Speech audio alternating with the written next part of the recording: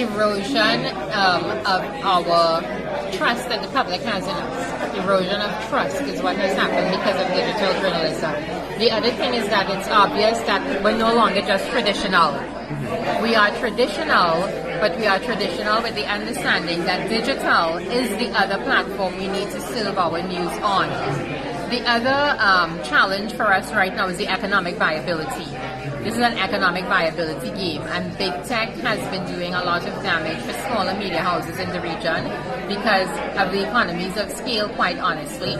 And so it is applying pressure, not just in the post-pandemic and the fact that we have more economic stress because of that in our countries, but also when big tech comes in and they get the opportunity to utilize our content, our news content, in a way where they can monetize it better than we can. So this is a real challenge for us. In terms of the public trust, unfortunately, that we have a lot of online platforms. I'm not talking about just the social networks, but almost anybody can say there are a news outlet now. And so that also applies challenges to us in traditional media. Apart from that, you also have the issue of mobile platforms like WhatsApp and those things. So a lot of mis and disinformation has come to the forefront now for media globally. And what is happening is that the journalists who are in the newsrooms now have to not only do their own stories and do their follow-ups, but now we are facing the challenge of having to dispel what is not true and try to ensure that our publics are back on track with what is real information and unearthing that truth. So it has become, I don't want to call it a web, but it is in a way, because it means that now we have to think very differently about how we operate on a day-to-day basis, and we have to make decisions as to how many hours in that day can we dedicate to what? How do we utilize the resources?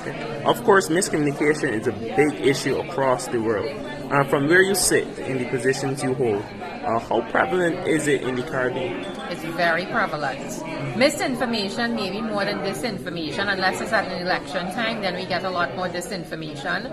But I think our society is very much an oral culture, the oral tradition. So WhatsApp has its disadvantages because all kinds of information goes on platforms like WhatsApp or Facebook, and we tend to gobble it up, not taking time to decipher whether or not it is real.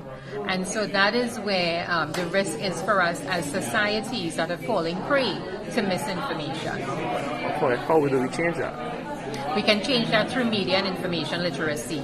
I honestly think, and based on research we've done in the region, Media Institute of the Caribbean and the Association of Caribbean Media Workers, where we looked at a few countries in our region, the recommendation that came up was that, listen, we need to start from our primary schools to get even our children to understand how they spot what is mis or disinformation, what they need to do to check the information and the veracity of it before they start sharing it. We also need to look at secondary school, tertiary school, but even our workforce, even adults. There are classic examples of our parents and grandparents who now have an iPhone or an Android and just love to share whatever they get, not checking the information. So this is going to take the work of not just government, but also civil society, private sector. We need to all come together to figure out how do we help get our populations to understand how to check what is real and what is not. Once you have the internet, and even if you were to put, restrictions or clamp down on certain digital platforms, a new one is going to start tomorrow. Technology is constantly evolving. So the only thing we can do is we can prepare our citizens to better understand what is happening, to better deal with it, and that way societies and countries will be more prepared.